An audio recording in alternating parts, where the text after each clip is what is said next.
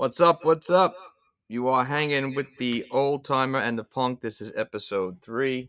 Say hello, old timer. Hey everyone. Hope everybody's well out there and doing great.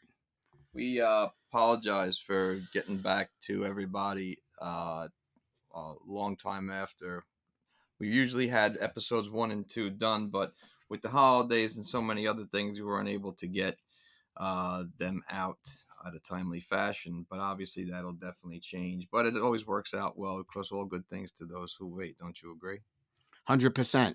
What are we talking about today, old timer? Today, Mr. Punk, I call you Mr. because I got a title. you got a title. Today we're going to talk about probably one of the most influential songwriters of our time. A man who set out to be a songwriter, but he ended up creating a musical genre. What genre is that? Well, that is the surf sound. The surf sound. The surf sound.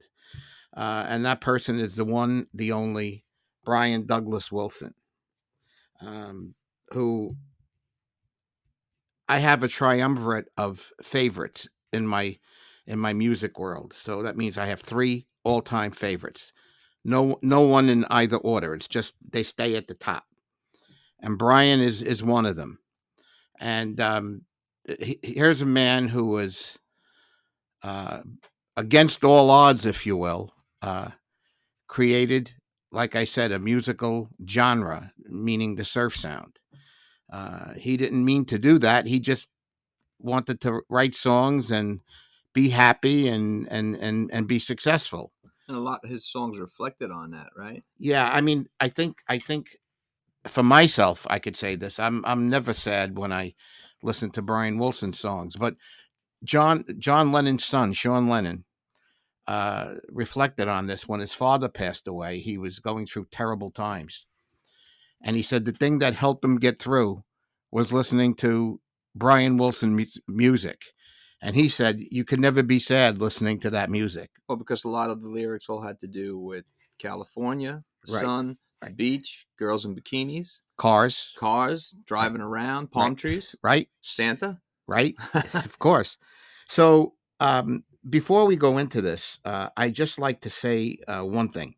That none of this content that we bring to you, and we happily bring it to you, is scripted or is it rehearsed?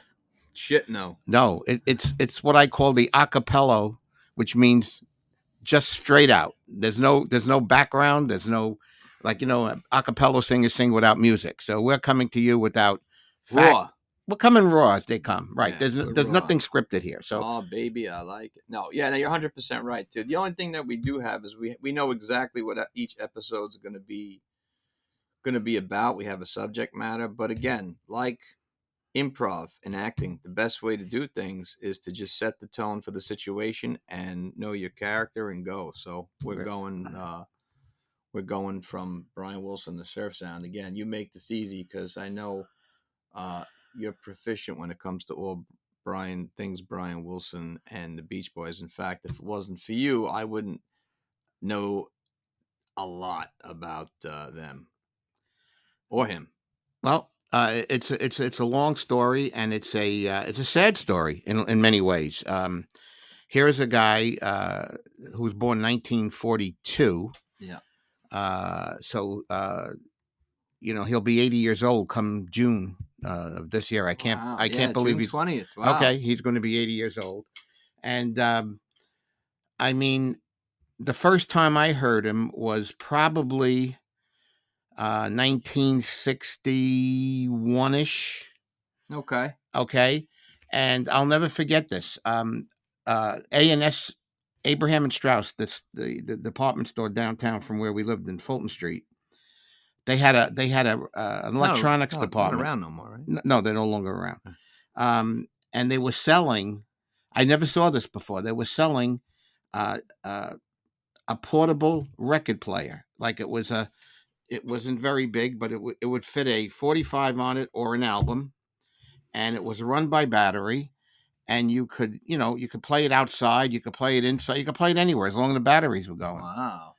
and I got one for myself, and I'll never forget the first album I bought to play on it was the Beach Boys' first album, Wow. which was amazing. But so anyway, Brian was born, like I said, in 1942 in what they call Inglewood, California.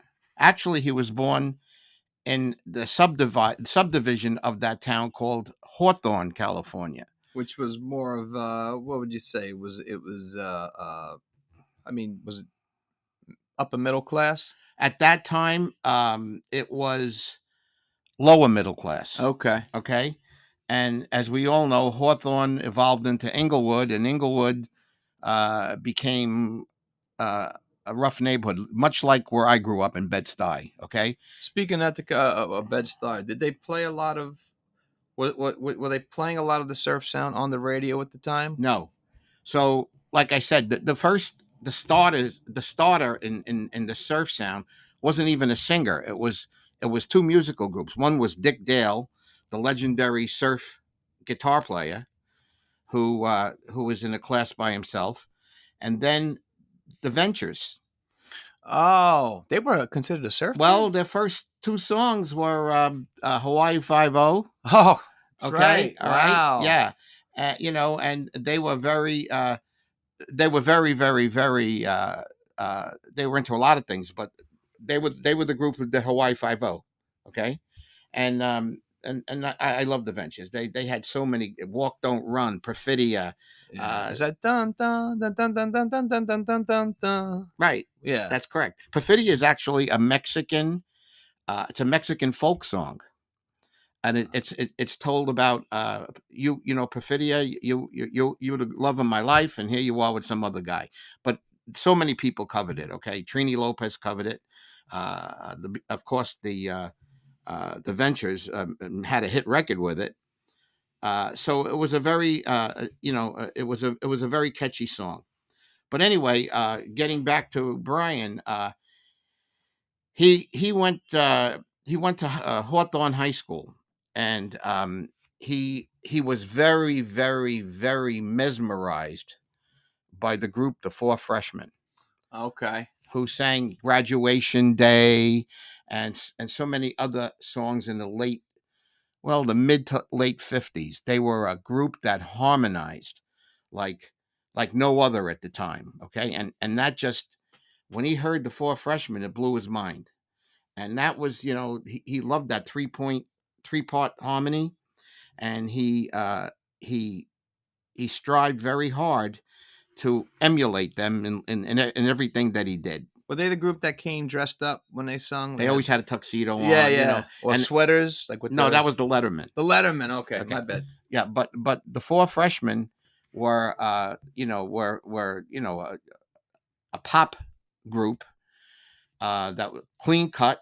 Right. And I think their biggest hit was Graduation Day. We will always remember Graduation And it Day. was slow. Yeah, the senior prom, da da da. So it was a very big hit.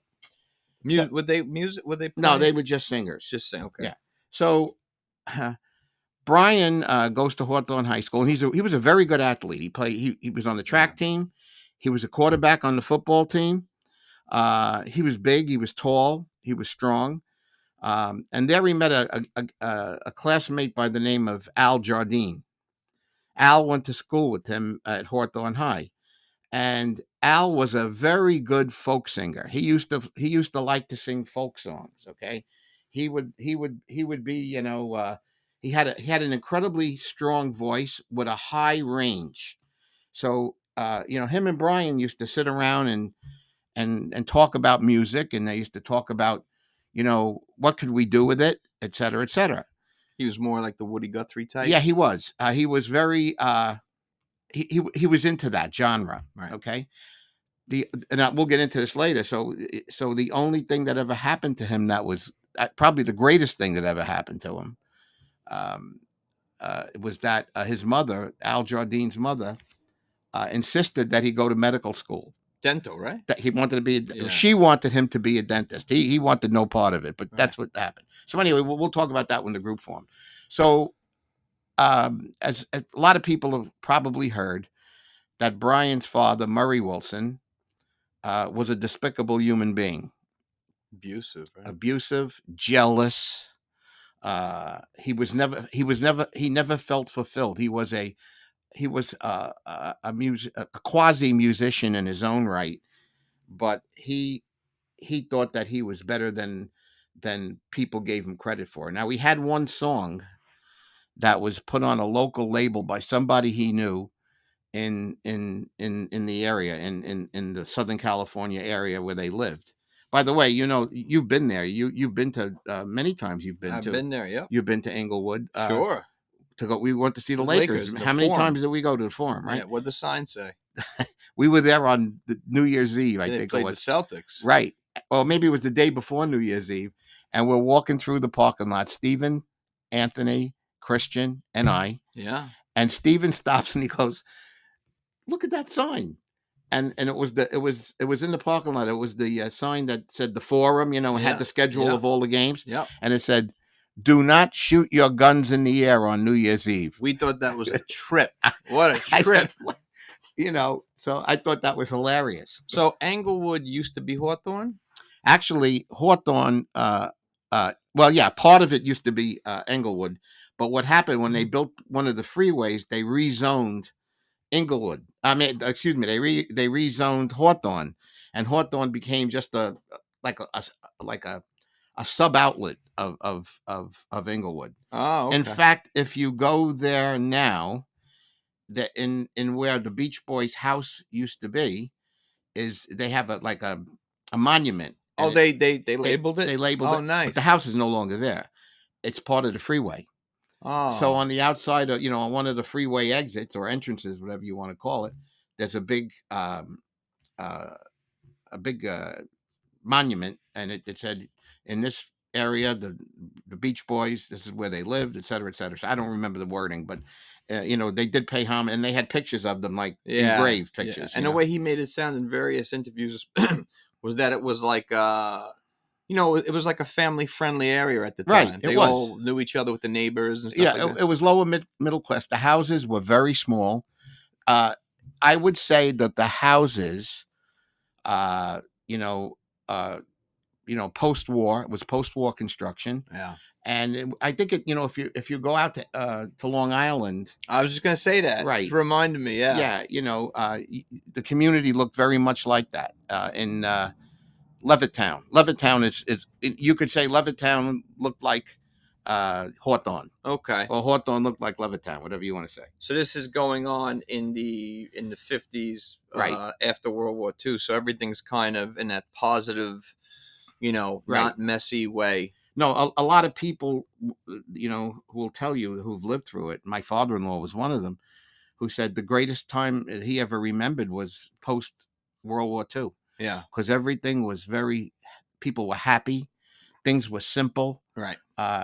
People looked out for other people because everybody went through a hardship. Yeah. There's appreciation for things. That's the exact word, appreciation. Yeah. I would have liked to take the DeLorean back and see that myself. I would also. So anyway, so Murray was a very Murray actually was not born in California. The Wilson family emigrated to California from Kansas. Oh, okay. I didn't know that. Yeah. That's interesting. Yeah, and Murray had a job opportunity in Southern California. He was a machinist that made machine parts, I think, for aircraft. So with the booms going on after, like it was almost like the 49ers, with the gold rush out to the West Coast. Right. Manufacturing booms were starting in different parts of the country. Right. So long story short, he comes out to Southern California. And Brian has, as you know, he's the oldest of the three Wilson brothers. It was Brian, there was Dennis in the middle, and then there was Carl, the third one. So they had a musical. Their house was full of music, so they even had an organ that Murray liked to play. Yeah. It was in the house, and they called it a music room. Yep. What it was a little. I think they had 3 bedrooms in the house, and the spare room was called a music room. It was maybe 5 by 9. It wasn't very big. So, Murray, like I said, was a very, very, very uh, jealous man, and he was very frustrated because he felt that he should have been, a top class musician. Controlling too, right? Yeah, well, we'll get to that. But anyway, he wrote some song called the One Step, Two Step. Yeah, right. That's right. Okay, You said it wasn't. Did you ever hear it? I heard it years What ago. does it sound like? You know what? I don't even remember. It was like nondescript. It was Was it big band? no. It wasn't big band, but you know who played. I remember where I heard it. My mother, God rest her soul, used to watch reruns of Lawrence Welk Oh show my on Saturday. god! I'm not. I can't. I Yeah, can't yeah, make yeah. this up. Okay. Right. And while she was living with us before she passed, um, we used to put on Saturday night. I forget the channel. Maybe it was Yeah. Channel 13. Yep. They'd had reruns of Lawrence Welk because my mother and father loved Lawrence Welk. So one night he's playing a song, or the band was, and Lawrence Welk would always say that song was written by whoever it was. Right. And I heard this song and I thought it had a catchy tune. And he said that was written by Murray Wilson. Wow. Now a lot of people didn't know who Murray Wilson was. Right. Of course I did, because I'm a little weird. No. But anyway, You're the human dictionary when it comes to No, but anyway, that's where I heard it. Okay. Okay, so and it wasn't. Was it? Did it do anything? It didn't do anything. It was it was recorded on a local label, with two people that lived in the area, right, who had a radio show, right, and they branched out and tried to start a label, right, which they couldn't pay anybody any money, so it didn't go anywhere. So let's skip a little bit now. Brian's in high school, right? And he played football. Like I said, he was a pretty good quarterback. Al Jardine was a running back. And Al tells the story about when Brian called the wrong signal, and Al went one way and Brian went the other way, and the ball went the other way, and Al got tackled very hard and he broke his knee or broke his leg. Oh. So he was out of action. Oh yeah, I saw. That's right. Yeah. So anyway, so you said he played football, baseball, track. Yeah, he was a good athlete. Yeah, he was. It was a big dude. He was. Yeah. So Brian, had like I said, had the Four Freshmen on his mind. That's all he ever played, back and forth, over and over and over. So his father, seeing that this kid's got some talent, saying, Brian, you should let me come under my wing here, and I'll manage you, and let's see what we could do. Right.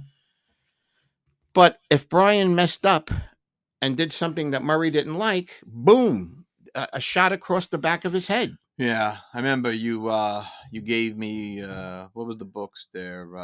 Wouldn't It Be Nice? Right. Which was about Brian's life, and then there was Catch a Wave. Right. And I remember in the first early chapters, the father was really loose with his hands, even to the mother. Oh yeah, Audrey Wilson was her name, and she was a real. She was a nice person. However, she was overwhelmed by Murray. He was just so abusive, and that weird. she turned to alcohol. Yeah, and also weird too, because he had a glass eye, and he would take it out to scare Brian, but to them. the point where like he would get jollies from scaring him. Like, it wasn't just like a gag. No, he was, in my opinion, despicable. And in this, and he hit Brian so many times in the back of his head that, unfortunately, he lost hearing in one of his ears. Right, and it never really was fully fixed. Right, and not to jump too far forward, but I also wonder, because of obviously Brian's battle with his with the demons of in the mental demons. I wonder if that was something hereditary passed down through the father, because he wasn't, there, like I said in the book, he doesn't act a certain way you should around kids. No, he was not a very stable man. Yeah, it's a good way to put it. Yeah. And so anyway, I think the best quotation that I've ever heard, or one of the best, is one not too long ago, or maybe it was long ago. The great Bob Dylan once, said, "Can you imagine if Brian Wilson had two good ears? Yeah, what would he have been?" Yeah, so everything he did was with one ear. But So Brian is in high school, like we said, and he's friends with Al Jardine, and then his brothers, Dennis, uh, who was the second son, middle son, So it's Brian Dennis Call. correct. And Brian Dennis was always, I guess, he had middle son syndrome, which means when you're the second of three, you tend to be a little bit different. By that I mean, the first son is very, very sort of easygoing and very plays by the rules, and I'm thinking of my own I was gonna three. say, Christian, that's you, buddy. Yeah, and then Stephen, who would not be afraid to take a chance and bust my chops Get away with it. and too. get away with it. Get away with it. Yeah, he half the stuff he did I never Yeah, knew he's in the about. CIA. Who we kidding? Right, and then we had Anthony, who was Anthony, That's a and good he way to put one it. of a kind. Good way to. Well, you're being nice. Well, So it's Brian, then Call, then Dennis. no, Dennis is in the middle. Dennis is in the middle. Okay. All right. So now Dennis used to watch and see that his brother was under attack, Right. for lack of a better word, Right. from Murray. And and whatever Brian did was never good enough. Yeah.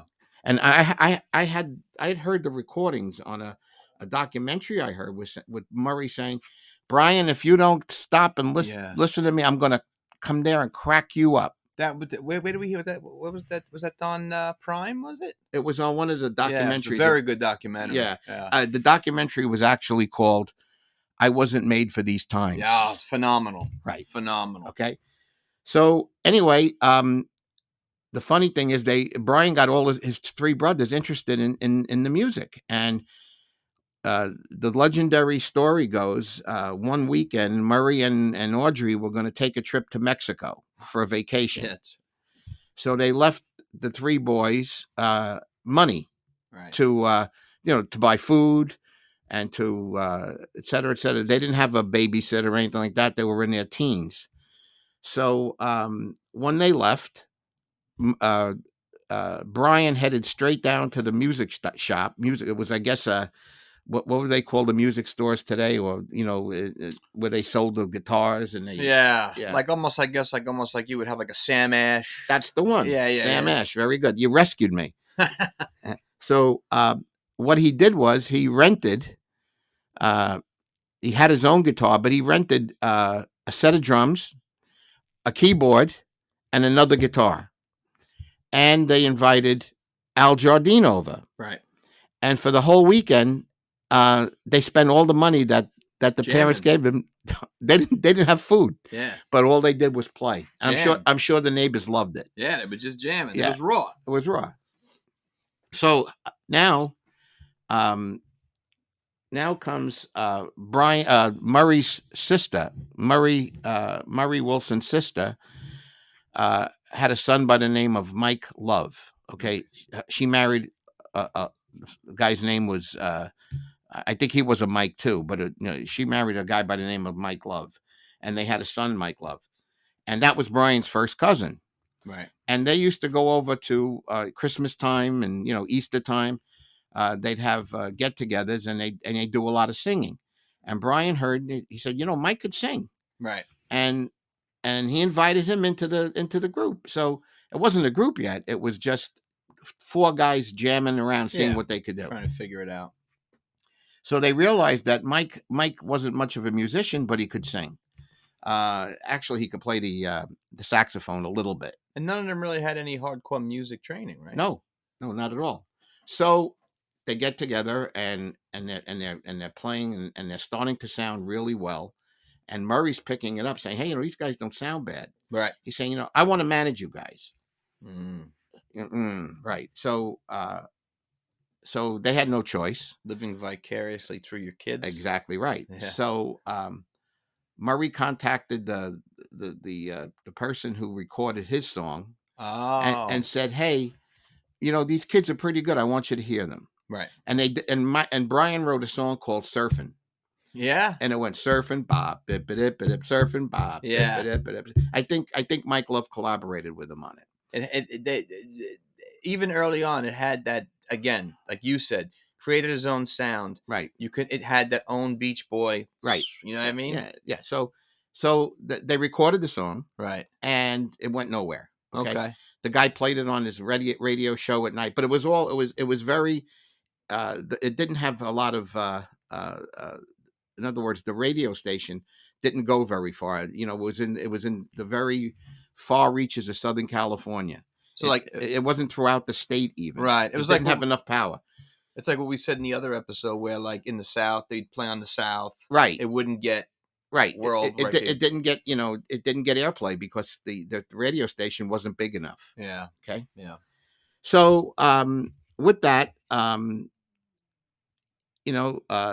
they thought, well, gee, we got recorded, but it didn't go anywhere. So it didn't mean that they were going to stop. In fact, the more that this didn't go anywhere, the more resolve Brian had in making it in making things happen.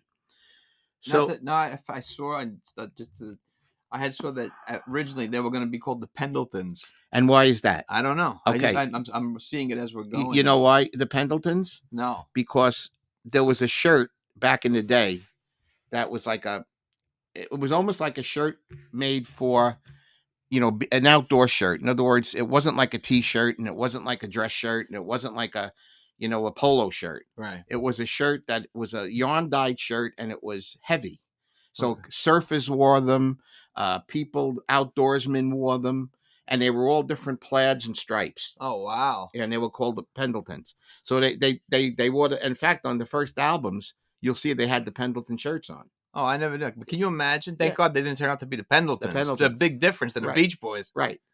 So Brian now is Brian was very proud of living in California because he really appreciated the sun, the surf, the ocean, the cars. I mean, a lot of people out there were driving hot rods and that was all part of his growing up. And so one day he's on the beach and he had a car, so he must have been 19, whatever. And he has the car parked. As you know, the California beaches are not as let's put it that way. They're not like if you go to Jones Beach, it's all blocked off and you got parking. No comparison. No comparison. No, California beach is ridiculous. California beaches are rough, and you and I've taken you guys to Malibu, and we've gone to Santa Monica Beach, and so you could drive your car back then almost up onto the beach. Yeah. So he's sitting in his car and he's watching these surfers, a bunch of young guys going out in the water, and he sees this young girl running with them. And he's sitting there and he's saying, wow, look, a surfer girl. Wow. Now, in his car, he always carried a pencil and paper. Right. Because he said, back then, he never knew when he might see something that he'd want to write down. That's what happens with geniuses. Right.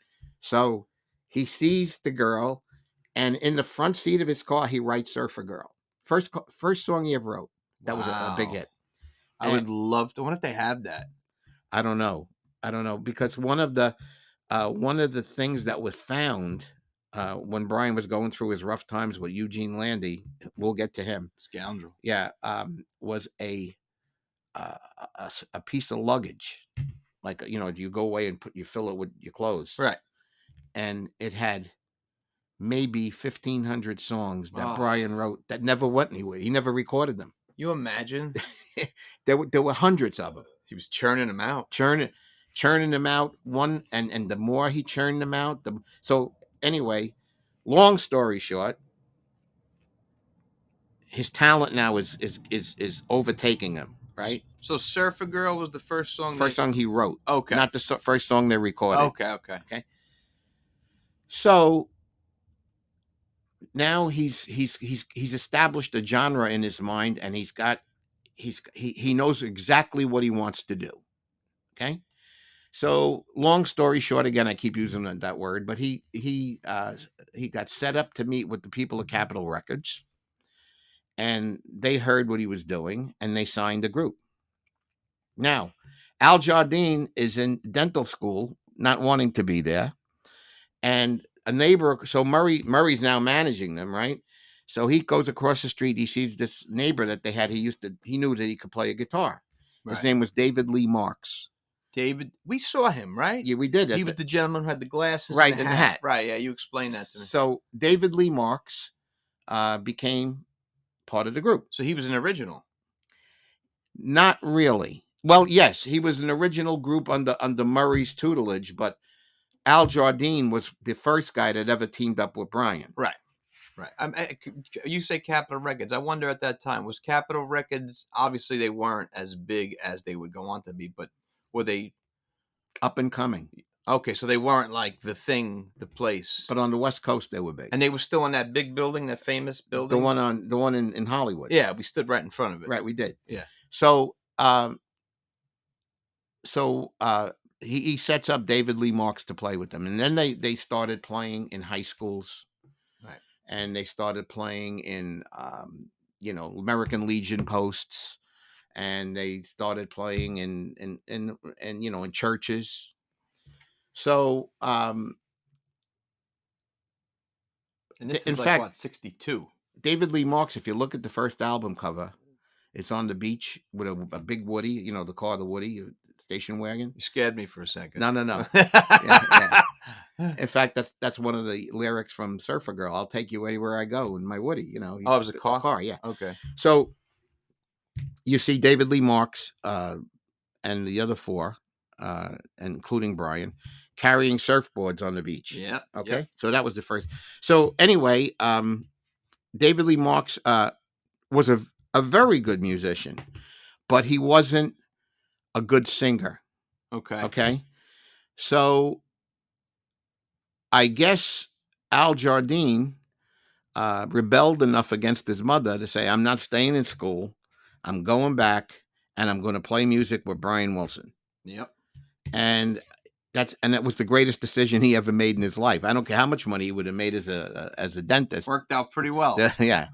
In fact, Al Jardine actually is the richest of the Beach Boys. Really? The richest by far. Wow. And I'll explain to you why. He was a very nice young man. He was not into drugs. He was not into fooling around. He was straight laced. Okay.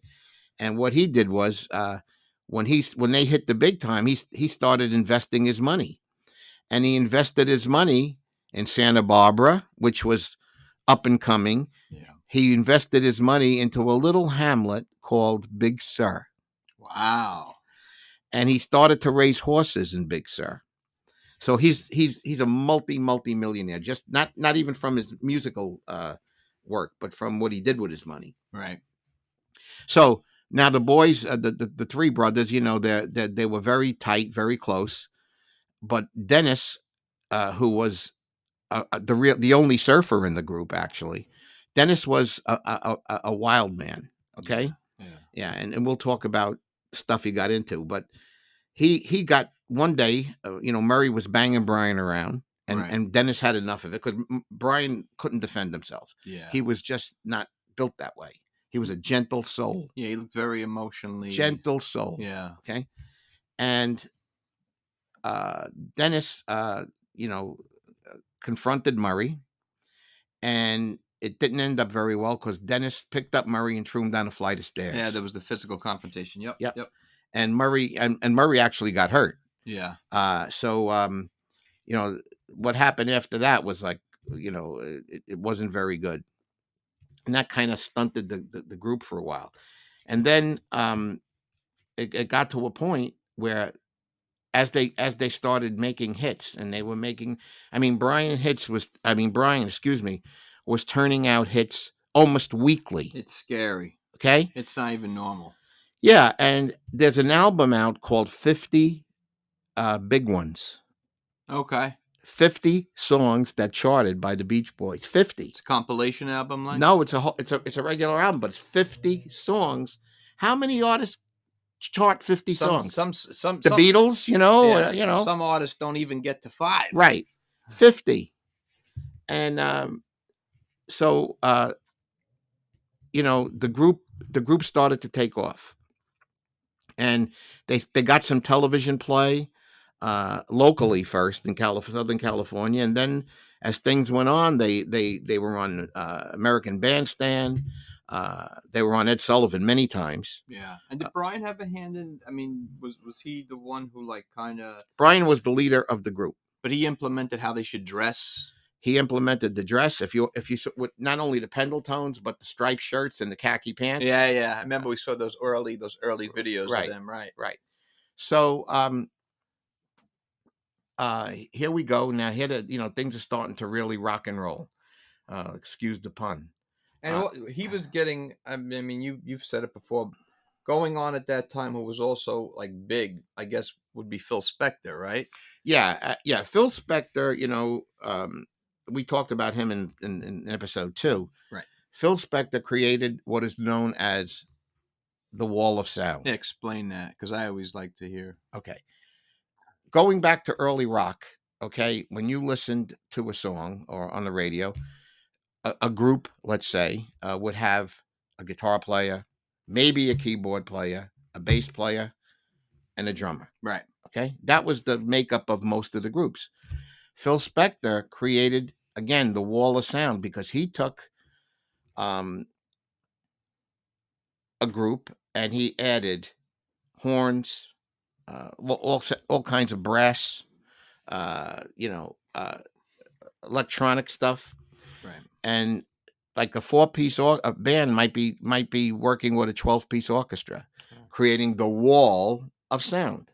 Because again, when you listen to it on the radio, it wasn't in stereo for the first, so, but he created the wall of sound, and he did very well with it. In fact, when Ike and Tina Turner, actually it was only Tina, but yeah, Ike got the billing. When Tina was asked by Phil Spector to record a song, when I was just a little girl, I had a rag doll. Yeah, right. And she did, and she talked about it later. She said, "I never heard so much background music in my life." Well, you hear all the strings. You hear the strings. Everything. Yeah, I mean, it's he beautiful. Had again, madman. He was a man, but he was brilliant when it came to that. Yeah, gotta give him that. The wall of sound. Gotta give him that. So anyway, so Brian took inspiration from that. Well, Brian was inspired by him, but also Brian, believe it or not, in later years, was very, very in awe of Phil Spector, and he felt inferior to him. Oh, okay. Which is, to me, is the biggest joke in the world. Yeah. I mean, Spector was great, but come on, Brian Wilson is Brian Wilson. Right. And that's the thing that I really loved about Brian Wilson. And actually, he was he could talk to anybody. He was not a bragger. He was not he was just Brian. Yeah. And who said that the most was, our dear friend, Ronnie Spector, who passed away recently, unfortunately. Yeah. She said that Brian Wilson was her best friend. You couldn't have a better friend than Brian Wilson. Yeah. He was just that nice a guy. Darlene Love said every night before she goes to bed, she says a prayer for Brian Wilson. Oh. Okay. So, he was very easy. Yeah. Almost childlike. Yeah, very childlike. Even in all the interviews we've seen with him, you never really, he doesn't talk about himself with any air. No, not at all. In fact, he doesn't like to talk about himself. Yeah. So, so here we are now. We got Murray running roughshod over the group. They're starting to get traction, and then just all the songs that kept coming out. Now, Brian couldn't take the pressure of writing the songs, arranging the songs, creating the harmonies, because to him the song is not a song until the harmonies are created. And harmony is where the voices are in sync. How the voices are in sync. Okay. How they go, where they go, when they come in, when they don't. And again, the Four Freshmen was his was the way he saw things. He heard the Four Freshmen, and he wanted to make sure that the Beach Boys were part of that sound. Yeah. So if you talk to people who knew him and that were in a recording session, he could sit there for 5 hours until he found in his ear that the harmony between the group was right. How many takes they must have done? Well, I'll tell you one story about when they did Good Vibrations. Okay. Now, how that song came to be is very strange. Brian's walking down the street with his mother, okay, in California, and this big dog comes running up to him, Right. and he said the first thing he thought of, gee, this dog gonna bite. Right. The dog starts licking him Right. Right. and like wanting to play with him. Yeah. So his mother turns to Brian. She said, you must have a good vibration with this dog. Yeah. You got a vibration with the dogs. Feel vibrations." Little did he know, Little right? did she know. And he told us the story. He went home and he said vibrations. We had a good vibration. Good vibrations. So anyway, when he was recording Good Vibrations, it was recorded in California. The studio was uh, a big studio where they recorded a lot of their hits, but it was called Southwest, something in Southwest. Okay. Anyway, and the head guy there was a guy by the name of Hal Blaine, who was Wow. um, probably the greatest rock drummer ever. Well, any not even rock. I mean, so many people recorded in this studio because of him. Frank Sinatra, Barbara Streisand, Sonny and Cher. The list goes on and on. And in the original group, he had a woman by the name of Carol Kay, who was an incredible bass player.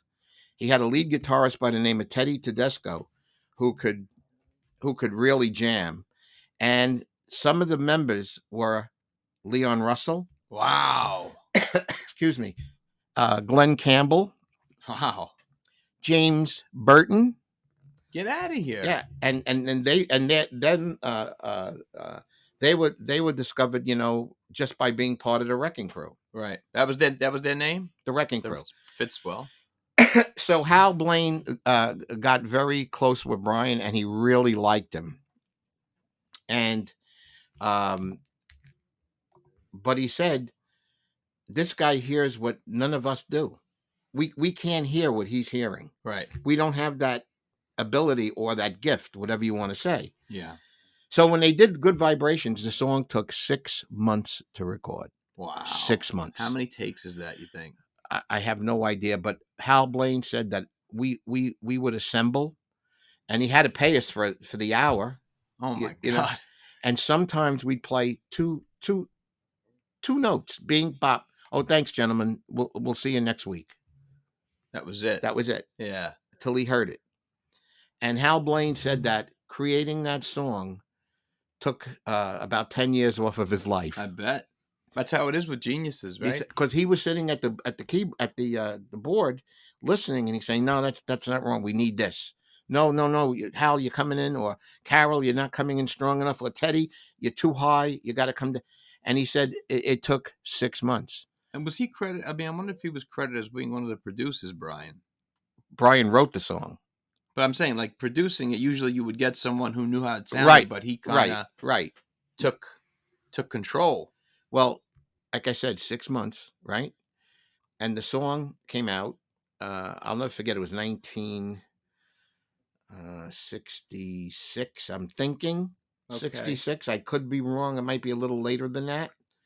It might have been 67. I'm not sure.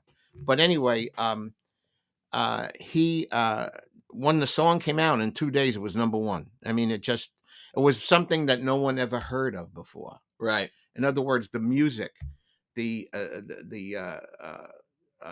way the background music was. He had all kinds of different things in there. And when you listen to it too, it stops and then Right. it starts and it's something different. Right. And you got all those great, like, those voices over each other. Right. The 3-part harmony. Yeah.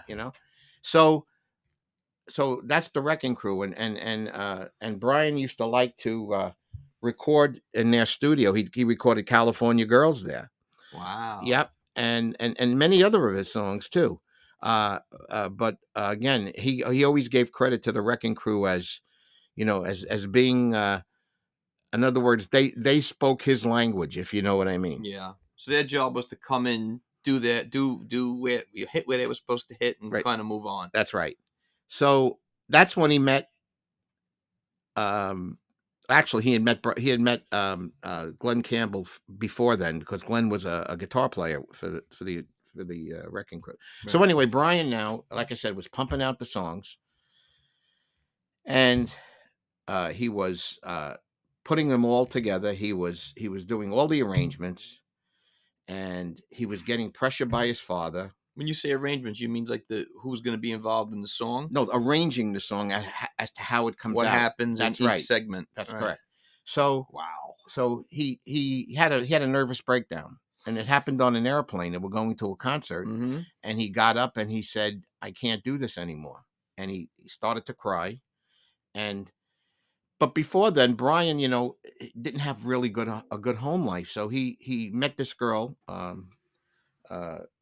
who had a nice family. They were called the Ravels, Rovell.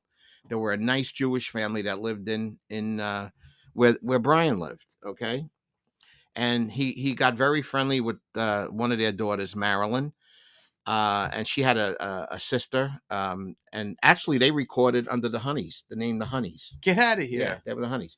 But anyway, her and Brian fell in love, and she married Brian when she was 16. Oh my God! Wow. And her mother and father became Brian's pseudo family, because they were the mother was just a beautiful soul that would have the group over, and she would cook for them, and you got to have chicken soup, Yeah, you very welcoming. welcoming. Yeah. And Brian, didn't come from that. Right. So he spent a lot of time with them, and like I said, he married Marilyn, who was the mother of his two daughters.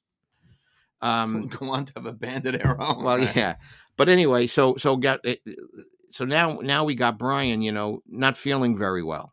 Yeah. Okay. That's where the mental illness started. Well, to and show then it. the drugs. Okay. Yeah. Yeah. That he came. He got in with some bad people. Yeah. And and they fed him LSD. Yeah. And the LSD, was not a positive. I mean, it's never positive, but it really worked negatively, because he was too brilliant to. In other words, if you're that smart, and you take an LSD, whatever it is, I guess it's a pill or a I think it's a tab, right? whatever it is. Yeah. I don't come from that, so I don't know. I know in the book too. Wouldn't it be nice? There's the part where he kind of talks about the first time he tried it, and it had because whoever was giving it to him, I forgot who it was saying that it would do the trick. It would it would help him out, kind of expand his horizons, as they say. And he said it had the opposite effect. Exactly right. Because when you're that smart, your brain doesn't know how to assimilate. In other words, where does it go? What am I seeing? That's a flower. That's a bird. Yeah. That's it's not helping me. It's not expanding my brain. It's confusing my brain. Yeah. It's confusing my body. It's confusing my system. So he went downhill fast. Yep. Okay. And was treated for mental illness, because he couldn't. I mean, we've seen Brian in person a lot. So I'm about, I would say, 8 times? Yeah. And there was 1 or 2 times that he just wasn't into it. Now, he would sit behind the keyboard and not move. And there were times that he was great. Yeah, he was very into it. In Yeah. fact, we saw him standing up a couple times. He was playing a guitar. Right. So again, here we go. Here's Brian, a gentle soul who only wanted to write songs and have fun, creates this musical genre. Okay. And then everybody started, the surf sound. Okay. Jan and Dean. Oh my God. And Brian wrote most of their songs. Nobody knows that. If you and I always say it all the time, if it wasn't for the Beach Boys, no disrespect to Jan and Dean, but you wouldn't have much. No. And then you had the Ripcords, and who were the Ripcords? They made Murray managed them later. They made a song about "Hey Little Cobra, we're going to shut you down." And the Cobra was a car. With a car, Cobra, Mustang right. Cobra. And who was the other group he managed? The Stingrays. The Stingrays. Oh my God! Yeah. And then he had not him, but then there was there were 2 or 3 other groups that tried to imitate the Beach Boys, and they didn't come close. Was that little GTO? Ronnie and the Daytonas. There you go. Right. Wow, Ronnie. Oh, it's like the same thing, man. Right. Clones coming out there. Well, that's what I said. A lot of people tried to, to imitate them. And then, of course, so Brian was to me a genius, but a poor soul. Yeah. And not only did he create the surf songs, I mean, God, Surfer Girl, Hawaii, Wendy, yeah, Surfs Up, yeah. Surfs Up today, all summer long. The other one, the song they recorded when John Kennedy was assassinated was The Warmth of the Sun. Oh, really? I didn't know that when he was right. Really? They wrote that when he was assassinated. Wow. And what it says was, no matter how bad things are, you'll always have the warmth of the sun. And they covered songs too, right? They made what's it called, their own, And Then I Kissed Her. Well, that was Phil Spector's song. Yeah. Yeah. It used to be And Then He Kissed Me. Right. And Al Jardine sang that. Yeah, it was real, but I'm sure Brian had a hand in that. Oh yeah, he arranged it. Yeah. So anyway, you had all these people that were coming out, to try and copy him, and nobody ever could. Right. And what he wrote about and sang about was his love for California.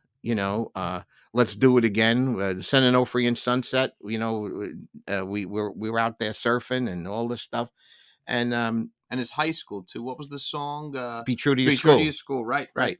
And then he sang after Be True to Your School, When I Grow Up to Be a Man. Good song. And that good was song. And nobody understands that was about him, because he didn't know what he was going to be when I grew up. Will I still be?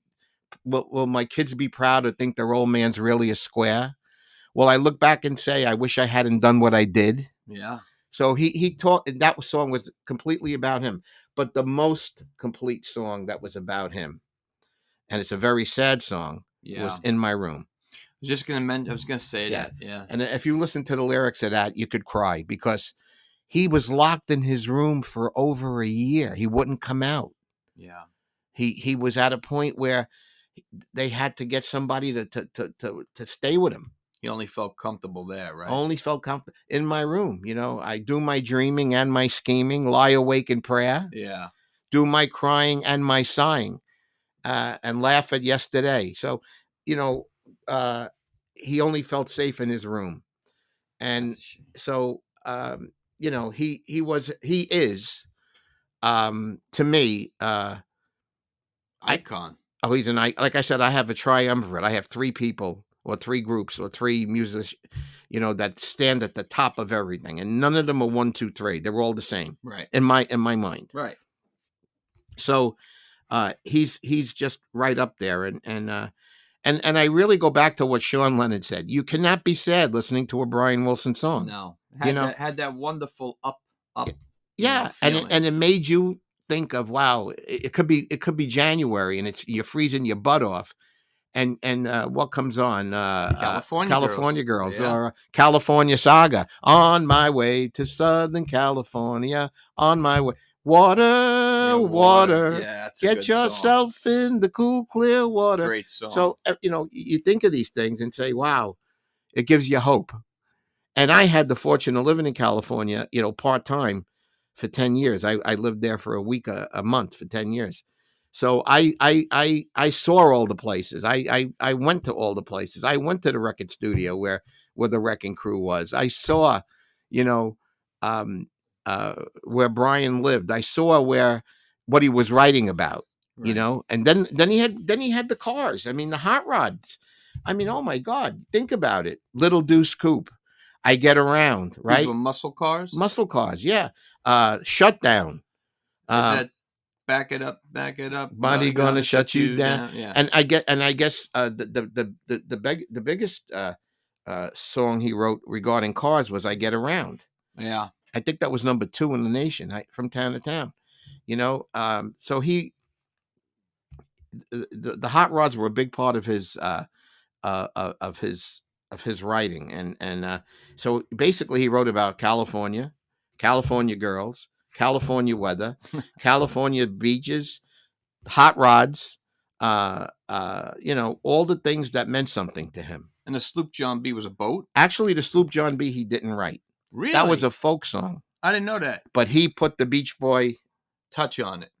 big touch. Yeah. He put the Beach Boy harmony That's on my it. favorite song. The by them. harmonies in that song were Yeah. just, we come on the sloop John B, my grandfather and me, round Nassau town we did roam, drinking all night, got into a fight. Yeah, the Right. whole. So, but then when the harmonies come in, it'll blow you away. Well, you know that because you hear it all the You time. hear all the voices together. Yeah.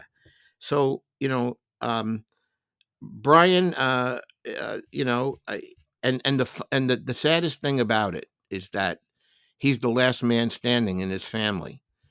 Dennis, as you know, drowned. Yeah, that was freakish. Well, we could talk about him sometime too. He was, like I said earlier, a wild man. Yeah. I mean, what he was addicted to women. Yeah, I read his book. It was interesting. And he loved children. He loved children, but he was, he drank a lot, he drugged a lot, and he got into some bad company. And you know who I mean. I know who you mean. Charles Manson. That's right. And the story goes, and this is really what happened. Dennis lived on Sunset Boulevard just before you get into Pacific Palisades.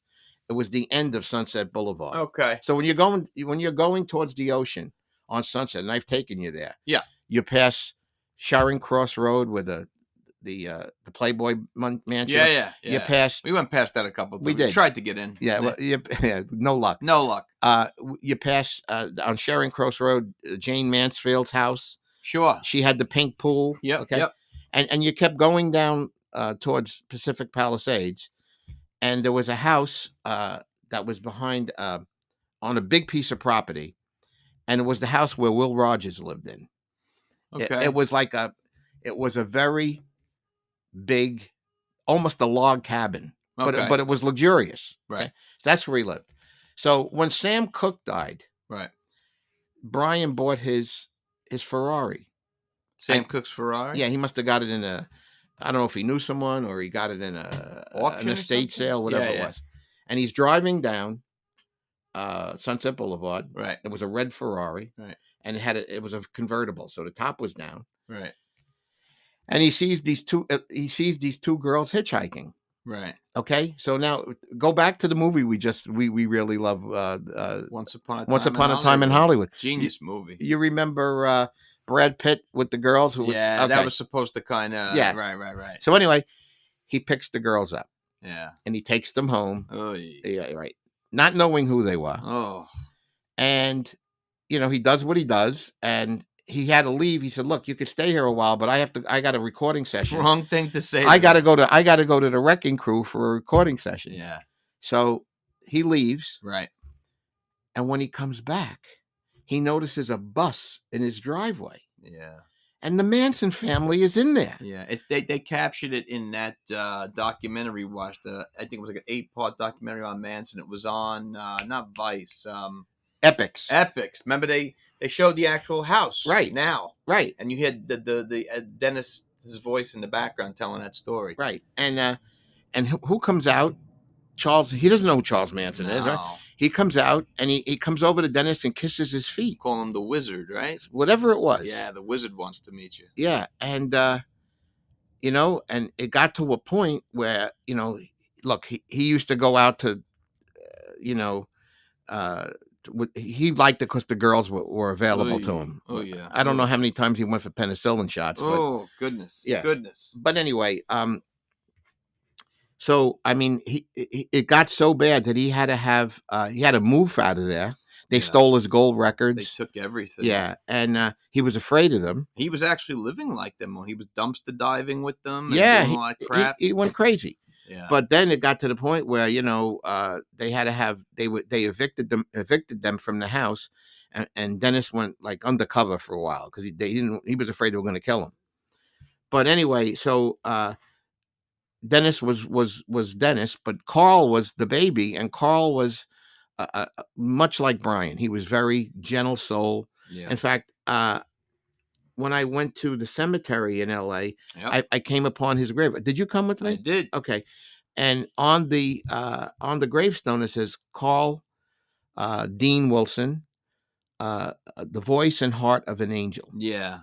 You know, Yeah. What cemetery was that again? that was in on Wilshire Boulevard in Westwood, the Pierce Brothers Cemetery. Yeah, beautiful. I mean, there's so many celebrities Al buried in it. Jolson too, right? We saw Marilyn Monroe is That's in it, right. right? The little girl from Poltergeist. Yeah, Hugh Hefner's in there now, That's right. right? That's right. I mean, you name it. There's a lot of people in there. Roy Orbison's buried there. Okay. Okay, so here we are. You got these three boys, and they're they're somewhat alike, but kind of very different. Okay, and so going back to what we said earlier, Brian, was not able to. He had what we call today a nervous breakdown. Okay, At a young age. At a young age. So the Beach Boys needed somebody to fill in. Okay, and they couldn't get David Marks back because David really was a great player, but he didn't sing well. Right. This is when Brian stops traveling. Brian said, "I'm just going to stay in the studio and write songs." Wow.